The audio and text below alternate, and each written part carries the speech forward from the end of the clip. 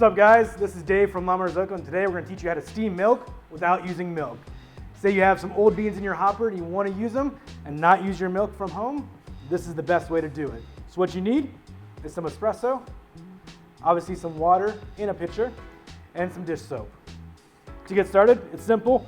Just add 2 drops of dish soap, and bubbles, to your pitcher. You're going to go ahead and steam it like normal. And as you steam it, you should literally start to see milk. Nice creamy texture, and literally the same consistency as your steamed milk. And when it gets too hot to hold, go ahead and shut it off. Wipe down the steam wand, and obviously purge. And then literally pour like you normally would. You're always going to start high,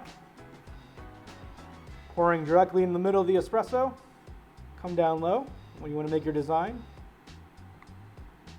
lift back up, and pull through. And that's how you practice latte art without using milk.